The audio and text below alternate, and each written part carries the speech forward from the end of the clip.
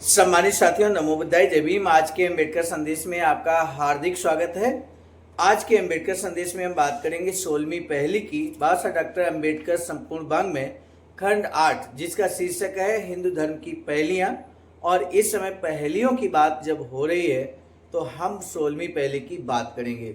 16वीं पहली में क्या कुछ है आप स्वयं भी देखेंगे। बाबा साहब ने ऋग्वेद से लेकर महाभारत एवं अन्य विभिन्न शांति पर्व जैसे ग्रंथों को यहाँ पर हिंदू धर्म ग्रंथों को आधार बनाते हुए, यानी कि प्रमाण के तौर पर प्रस्तुत करते हुए यहाँ पर जो बातें रखी हैं उन बातों से अवगत होना अम्बेडकरवादियों के लिए बहुत ज़रूरी है।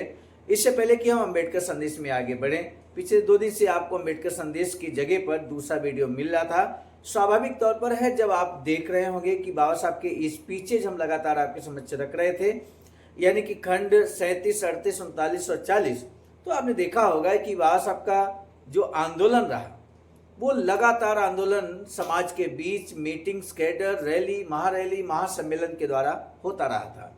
और इसी तरह का कार्यक्रम चूंकि बाबा साहब डॉक्टर अम्बेडकर के सम्मान में डॉक्टर अम्बेडकर राष्ट्रीय महासम्मेलन का आयोजन जनपद कन्नौज में होने जा रहा है 11 अक्टूबर 2026 को। आप सभी साथी सादर आमंत्रित हैं। लेकिन इस कार्यक्रम के संबंध में जब प्रचार प्रसार की चीज़ें होंगी, दिन रात मेहनत होगी, दिन रात मीटिंग्स होंगी, कैडर होंगे, तो ऐसे में अंबेडकर संदेश का जो सिलसिला है उसके स्थान पर प्रचार प्रसार के वीडियो भी इसी चैनल पर सुबह 5 बजे आपको मिलेंगे। तो उस समय जब अंबेडकर संदेश हम आपके समक्ष लेकर आते हैं तो उसकी जगह हो सकता है वो वीडियो आपको मिले, जैसा कि पिछले 2 दिन से आप देख रहे होंगे। तो इससे बहुत ज़्यादा चिंता करने की ज़रूरत नहीं है। जैसे ही इधर फ्री टाइम होगा अंबेडकर संदेश ही आपको मिलेगा।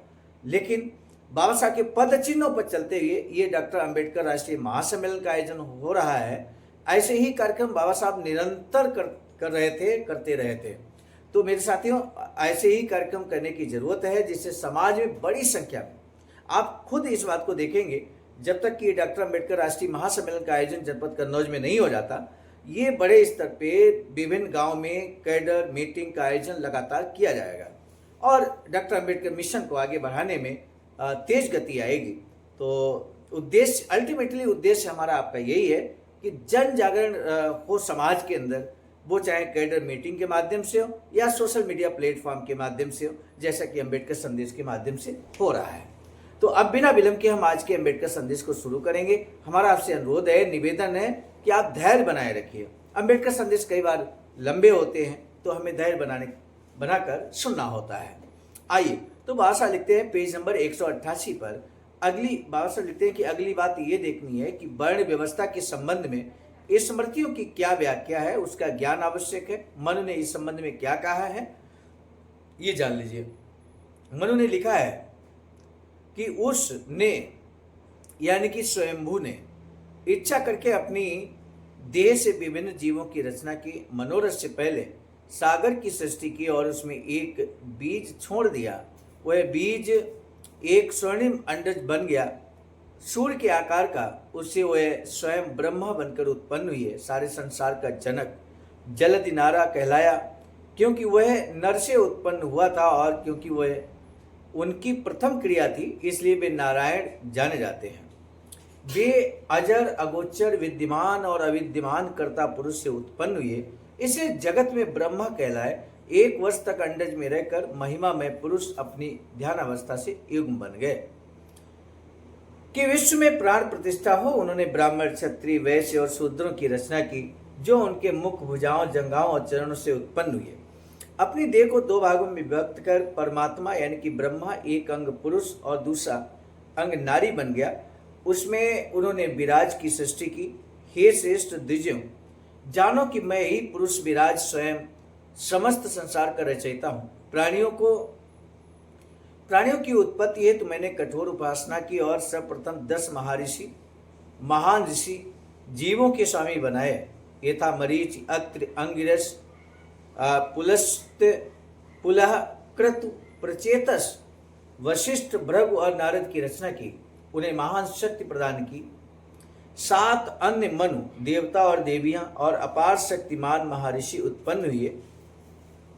यक्ष, राक्षस, पिशाच, गंधर्व, अप्सरा, असुर, नाग, सरीसृप, विशाल पक्षी और भिन्न भिन्न पितर, बिजली, गगन, गर्जन, मेघ, शकुन, अपशकुनकारी ध्वनिया, धूम्र, केतु और विभिन्न विभिन्न तारागण, किन्नर, कप, मीन, विविध पक्षी, पशु, मृग, मानव, वन्य पशु और दो जबड़ों वाले पशु, विशाल और लघु आकार के रेंगने वाले जीव, मुख्य जीवें, मक्खियां, पिस्सू, डांस, वन मक्खी और विविध अचर पदार्थ। इस प्रकार अपने प्रयत्नों और अपने तपोबल से प्रत्येक जीव के पूर्व कर्मों के अनुसार समस्त चर अचर जगत का सृजन किया।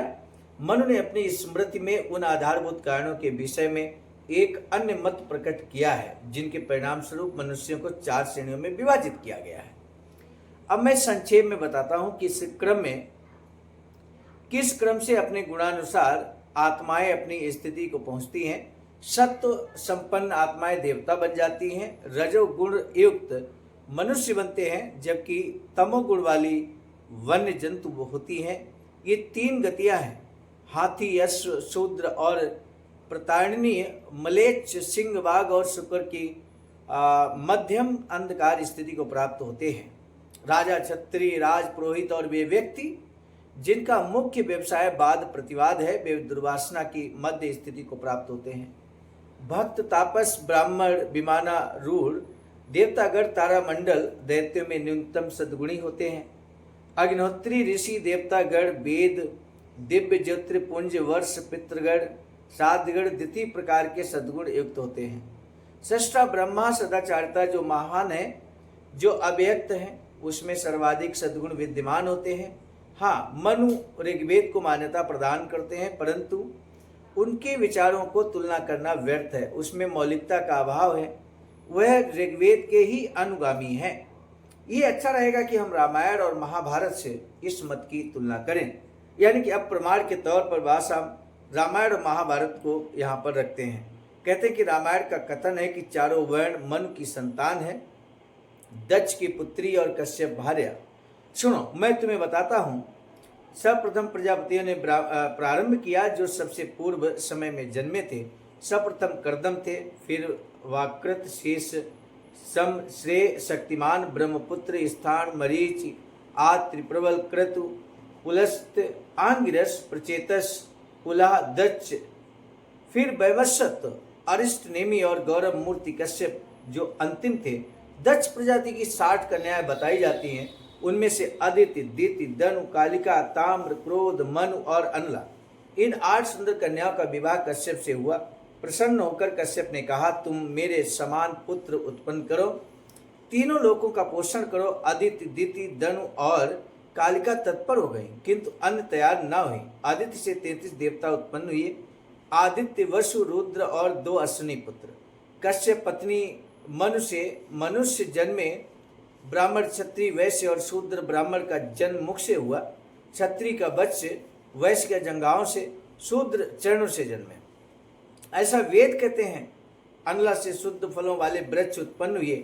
आश्चर्य, नितांत आश्चर्य कि वाल्मीकि ने 4 वर्णों की रचना प्रजापति के स्थान पर कश्यप से बताई। स्पष्ट है कि उनका ज्ञान सुनी सुनाई बातों तक सीमित था।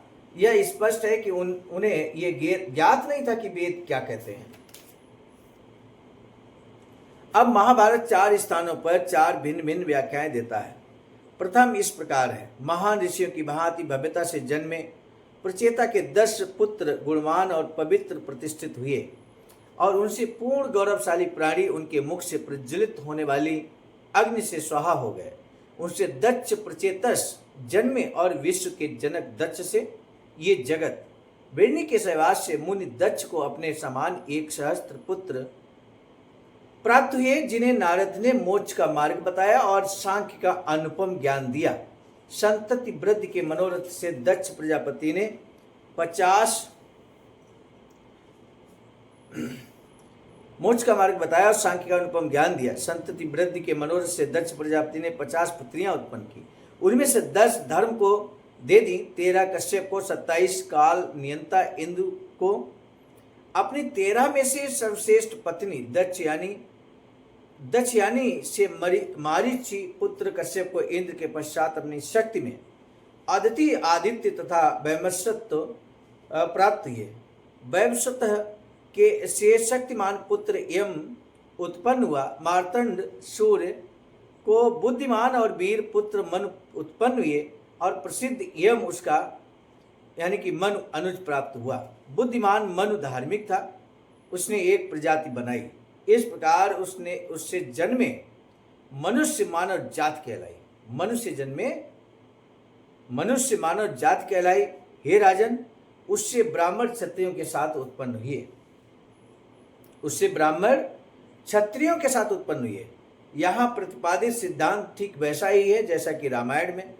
भिन्नता मात्र इतनी है कि महाभारत में मन को 4 वर्णों का प्रणेता कहा गया है और दूसरे इसमें यह नहीं कहा गया कि 4 वर्ण मन के 4 अंगों से उत्पन्न हुए। आइए आगे बढ़ते हैं। महाभारत की दूसरी व्याख्या ऋग्वेद के पुरुष सूक्त के समान है। वह इस प्रकार है, राजा ऐसे व्यक्ति को अपना राज पुरोहित नियत करे जो दुष्टता का प्रतिरोधी हो। इस विषय में ये प्राचीन कथा सुनाते हैं। इसमें इला पुत्र मात्र सन वायु और पुरुरबा का संवाद सन्निहित है। पुरुरबा से ने कहा, तुम मुझे बताओ कि कब ब्राह्मण, कब अन्य 3 जातियां उत्पन्न हुई और कब श्रेष्ठता स्थापित हुई। मातृस्वर ने उत्तर दिया, ब्राह्मण का जन्म ब्रह्मा के मुख से हुआ, उसकी भुजाओं से क्षत्रिय, उसकी जंघाओं से वैश्य, जबकि 3 वर्णों की सेवा हेतु उसके चरणों से चतुर्थ वर्ण शूद्र उत्पन्न हुआ। जन्मते ही ब्राह्मण धर्म तत्व की रक्षार्थ धरती पर भूत जात का स्वामी बन गया। फिर सृष्टा ने पृथ्वी का शासक क्षत्रिय उत्पन्न किया। प्रजा की संतुष्टि को दंड धारण हेतु द्वितीय यम उत्पन्न किया और ब्रह्मा का ये आदेश था, इन 3 वर्णों को वैश्य धन धान्य उपलब्ध कराए और शूद्र सेवा करे। जब इला पुत्र ने पूछा, वायु मुझे बताओ अपनी धन संपदा सहित ये पृथ्वी किसके अधिकार में है, ब्राह्मण के अथवा क्षत्रिय के? वायु ने उत्तर दिया, अपनी ज्येष्ठता के आधार पर पृथ्वी पर विद्यमान समस्त संपदा का स्वामी ब्राह्मण है।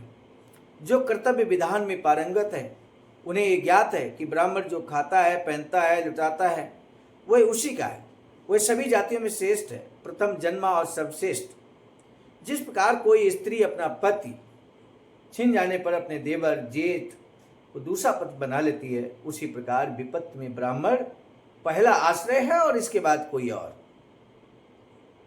महाभारत के शांति पर्व में तीसरी व्याख्या दी गई है।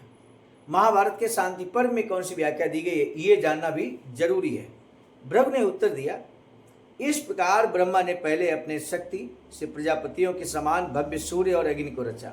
तब स्वामी ने सत्य, धर्मनिष्ठा, कठोर भक्ति, सनातन वेद, गुणकर्म और स्वर्ग की शुद्धता की सृष्टि की। उसने देवता, दानव, गंधर्व, दैत्य, असुर, महाराज, यक्ष, राक्षस, नाग, पिशाच और मानव, ब्राह्मण, क्षत्रिय, वैश्य और शूद्र सभी वर्ण प्राणी बने रचे।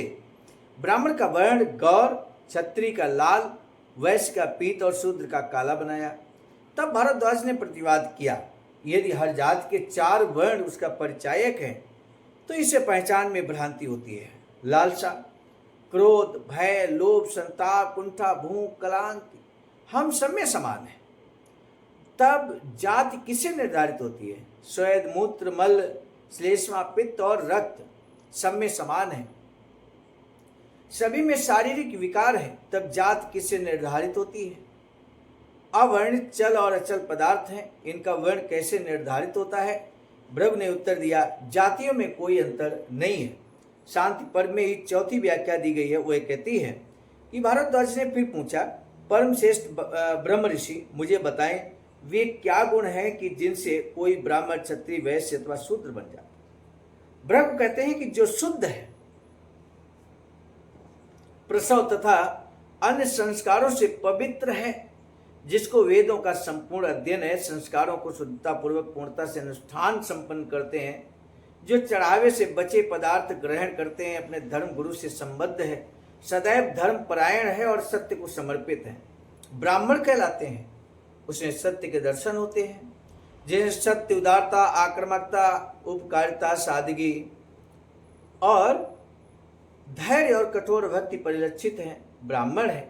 जो राजपथ के कर्तव्य का पालन करता है, जिसे वेद अध्ययन का व्यसन है और जो आदान प्रदान से प्रसन्नता अनुभव करता है, वह क्षत्रिय कहलाता है।